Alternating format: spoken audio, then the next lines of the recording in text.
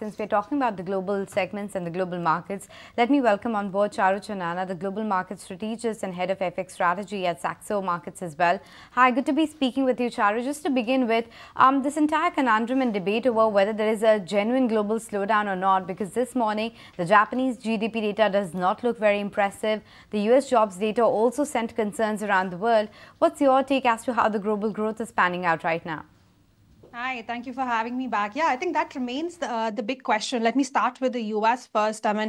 We've seen weeks and weeks of mixed data, right? Some sectors of the US economy showing a slowdown, showing that impact from high interest rates. But then there have been other sectors in the US economy that have been extremely resilient as well. And as a result, we've seen some Fed surveys really hinting at that slowdown, but other, more hard data really kind of still holding up well on the margin. And that's exactly the message again, the confusing message that we got from the jobs reports as well on Friday. Again, I wouldn't rule out a slowdown here. I think, of course, the economy is slowing down. The impact of high interest rates is filtering into more and more sections of the society. But of course, it doesn't look like a complete collapse is coming our way pretty quickly.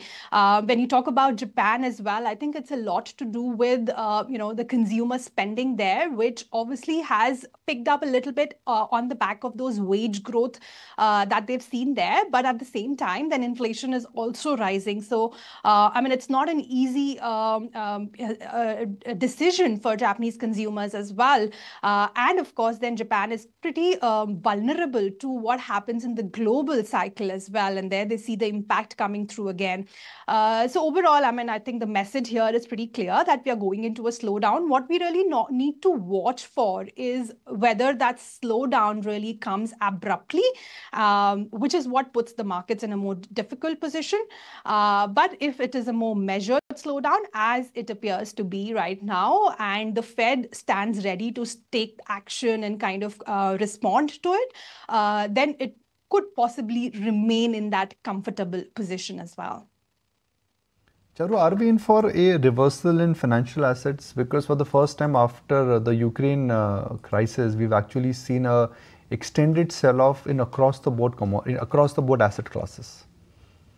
I would, honestly not be looking at buying the dips right away, because I think there's still that uncertainty that every time the US economy slows down, it first appears that we are entering a soft landing. But eventually, in the past, we've seen that soft landings have been very, very difficult to achieve.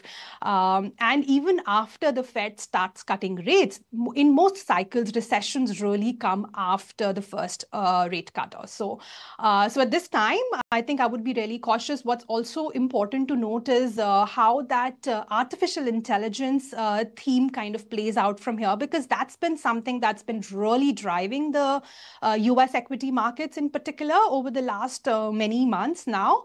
And if we see a little bit of a pullback in that spending on artificial intelligence projects, because certainly there have been some questions around that, because they're not really translating into bottom line gains as of now. And if we do see that pullback in spending coming through, that can have huge implications for the overall economy as well. So I would certainly be a little bit more watchful. I do think we could get a little bit more of a sell-off here. The commodity prices as well. I think the China story is playing a huge part there, with the reversal really not coming through in any of the sections of the Chinese economy. So I think we should certainly be a little bit cautious at this stage. And what's your outlook then on the US dollar and the kind of strength as well that we've been seeing here? So the US dollar, actually has been obviously a little bit responsive to those expectations around the Fed starting its policy easing as early as next week. And we've seen some pressure built up there. And in fact, if you look at the speculative positioning in the US dollar as well, that turned to a net short over the last 2 weeks of data as well. So I think there are some reasons to be concerned, but I would would really not be looking at a sustained downturn in the US dollar as of now, because as much as we see those numbers around US starting to indicate a slowdown, which is obviously suggesting that the Fed will start cutting rates, it's very hard to find an alternate destination when you want to be short US dollars. If US economy is in a problem, the Eurozone economy is in an even bigger problem. We just talked about Japan as well. So it certainly looks like the flows that move out of the US dollar will have a very difficult position to find an alternate destination.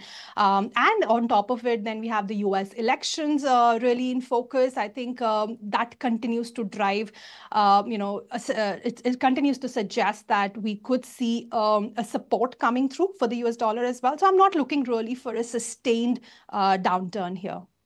And just quickly before we let you go, you are in the 25 basis point camp or the 50 basis for this meeting on September 17th, 18th? I would say, my bias is towards a 25 basis points cut as of now, because like I said, I mean, there isn't any reason to panic. And if the Fed was to go for a 50 basis point rate cut right away, it could spell some panic. I would think they would move 25 and come up with a very dovish language, kind of open the room for an intermeeting cut if needed, open the room for a 50 basis points move in November or December if needed. So overall, I think it would be a 25 with a very dovish rhetoric, which would kind of make up for not going for that 50 basis points as well. Okay, point taken. On that note, Charu, we'll let you go. Appreciate you making time and speaking with us. But if you like this video, then like, share and subscribe to ET Now.